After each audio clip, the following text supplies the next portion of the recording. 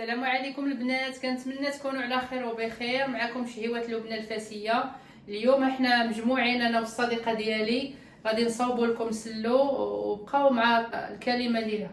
السلام عليكم لبنى. السلام. لاباس بخير؟ الحمد لله. مرحبا بك. الله يبارك فيك، الله يجازيك بخير. الله يسلمك. شكرا بزاف. Inch'Allah, aujourd'hui effectivement on va présenter la recette du sello. ان شاء الله. Le fameux, on va dire, le sable énergétique à base de fruits secs et d'épices marocaines. Spécial Ramadan. Voilà, et puis donc tu vas nous présenter, Inch'Allah, les ingrédients nécessaires à la préparation. Inch'Allah, on va présenter les ingrédients. وبقاو معنا إن شاء الله. نبداو على بركة الله. عندنا هنايا 2 كيلو ديال الطحين حمرناها وغربلناها. زيدة سميرة سنتي. Ici, il y a donc 1 kilo d'amandes qui a été émondé, frit et puis pilé jusqu'à ce que ça ait une texture un peu en poudre. Ici, vous avez 750 grammes de graines de sésame, jusqu'à qu'elle devient vraiment en poudre. Elles ont été torréfiées avant d'être mixées. Ici, Ici, vous avez 750 grammes également de graines de sésame, mais là, elles sont entières et elles ont été également torréfiées. Ici, nous avons 1 kg d'amandes, donc également émondées, frites et puis pilées, mais pas entièrement, de manière qu'on puisse garder les matières croquantes lors de la dégustation. هو مسلوق ومقشر ومحمر وطحناه هي نص طحنه، ما طحناهش بحال هنايا بحال الاول اللي طحناه. هذا طحناه مزيان. Et donc ici on a 250 grammes de graines d'anis, en fait également qu'on a torréfié légèrement et après qu'on a mixé jusqu'à qu'on puisse obtenir cette poudre. Ici nous avons l'équivalent de 2 voire 3 gommes d'arabique. Pour obtenir cette poudre, on les a mixées également légèrement avec un petit peu de sucre glace pour obtenir cette poudre. 3 الكويرات ديال المسكه الحره مطحونين مع سكر كلاصي. Ici vous avez l'équivalent de 3 cuillères à soupe de cannelle. 3 معالق ديال القرفه. Et ici nous avons l'équivalent de 500 grammes de beurre clarifié, donc le beurre qu'on a fondu, puis après nous avons retiré le petit lait. Effectivement, c'est nécessaire pour éviter que le slow, le beurre devienne rance avec le temps.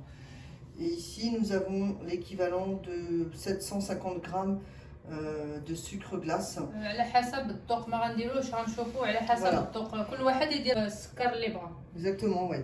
Et puis nous avons aussi ici environ 750 ml d'huile qui a été cuite et refroidie pour qu'elle soit plus digeste. دفيناها شي شويه وصافي، وغنبداو على بركه الله الطريقه.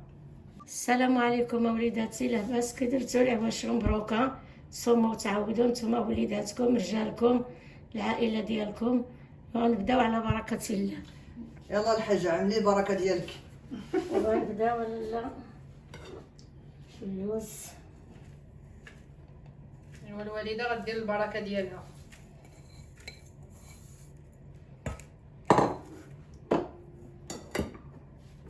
الجنجلان.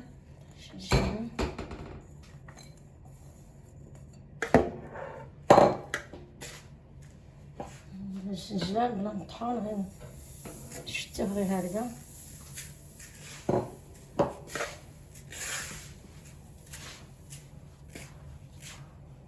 نزيدي اللوز. ندير لك الحاجه. هذا النافع، غنخويو كلشي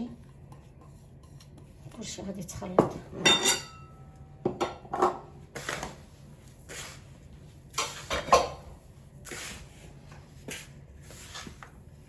غادي نسي داك القرفه، خويا هذا تما.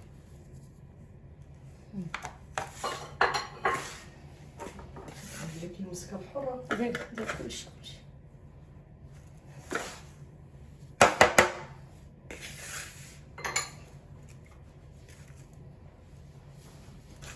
الجنجلان دار اللوز مهرمش مهرمش. داك خويتي قبيله. غنكب لك السكر بشويه بشويه.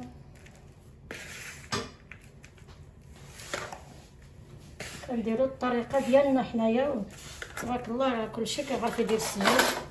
الطريقه اللي كنصوبو ديالنا كنبغيو المبتدئات البنيتات الصغار.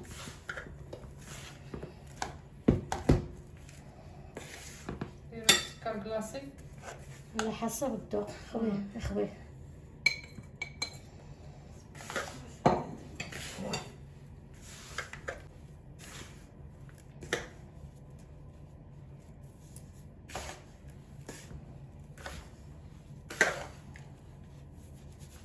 قولي شي حاجه الحاجه. ايوا يصوموا يعاودوا ان شاء الله هما وليداتهم جميع المسلمين يدخلوا عليهم وعلينا على ديما خير. كديري البركه ديال كل رمضان ان شاء الله. الله يخلي الجميع على خير امين ويشافي الجميع، يزرد هذا المرض على اي واحد. امين يا ربي. نكبوا لك الزبده ولا الزيت. اللي كبيتي نخصو كلشي. هادي داك الزبده ديالنا 500 غرام. خويا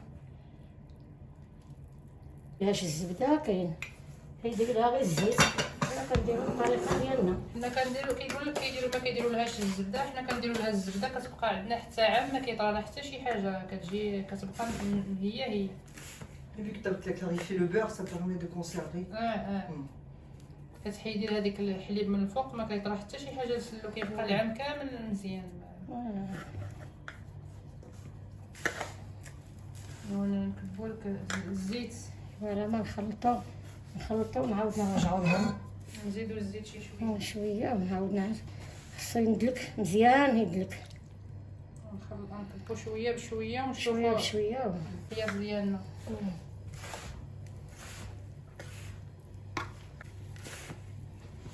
خصو يندلك. خويا داك الزيت خويا صافي، هذا على حسب تنخلطو. دابا غنخلطو ونرجعو معاكم باش نكملو نقول لكم واش درنا داك الزيت. على ما ندلكوه شويه خاصو الدليك، خاصو الدليك نرجعو زايد. معاكم.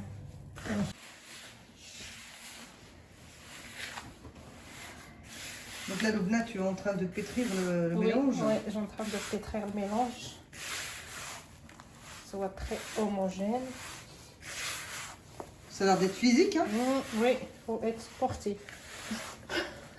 Voilà les sportifs. Les clairs, c'est يخرج يجري. والله لو كثرتي منها عولي على راسك، ضروري خصك تخرجي تسبقي. C'est vrai que c'est très... C'est quand même calorique, hein, entre les fruits secs, en lipides. وي زدنا شويه ديال المليحه نسينا ما قلناها لكمش، والزيت درنا 500 مليلتر. وها هو السلو ديالنا كيفاش جا غزال، وديكوريناه باللوز محمر. وبالصحه والراحه، وما تنساوش ديروا لي لايك وابوني، وشكرا بزاف للمتابعه. وهذا هو الكوتي ديالنا، كنشاركوا معكم الكوتي ديالنا ان شاء الله.